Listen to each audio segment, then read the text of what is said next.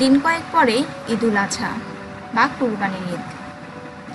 ঈদুল আজহায় সামর্থ্যবান মুসলমানরা মহান আল্লাহর সন্তুষ্টির জন্য পশু কুরবানি করে থাকে।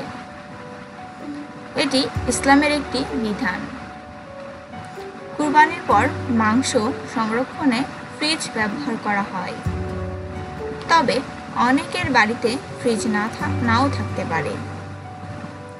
অনেকে আবার দূরবর্তী প্রিয়জনের কাছে গরুর মাংস পাঠান, কিন্তু কাঁচা বা রান্না করা মাংস পচনশীল হওয়ায় তা পাঠানো সম্ভব হয় না।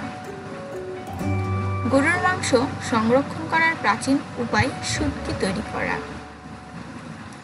সাধারণত আমরা শুটকি বলতে শুকনা মাছকে বোঝালেও একসময় মাংসকেও শুকিয়ে সংরক্ষণ করা হতো। বিশেষ প্রক্রিয়ায় মাংস শুকিয়ে কয়েক মাস পর্যন্ত সংরক্ষণ করা যায়। মাংসের শুটকি তৈরি করার প্রক্রিয়া। মাংসের শুটকি: প্রথমে মাংস টুকরো করে কেটে ধুয়ে হলুদ দিয়ে সেদ্ধ করুন। খুব ভালো করে সেদ্ধ করতে হবে, যেন ভেতরের কাঁচা না থাকে। মনে রাখবেন, কাঁচা মাংসের শুটকি হয় না, কারণ মাংস কাঁচা থাকলে পচে গন্ধ ছড়ায়। সেদ্ধ হয়ে গেলে বড় চালনিতে ঢেলে পানি ঝরিয়ে ঠান্ডা করুন।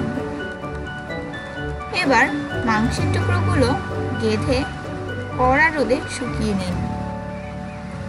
রোদে শুকালে মাংস বেশি দিন ভালো থাকে, কারণ কোনো কারণে যদি রোদ না পাওয়া যায় তবে চুলার আঁচে শুকাতে পারেন।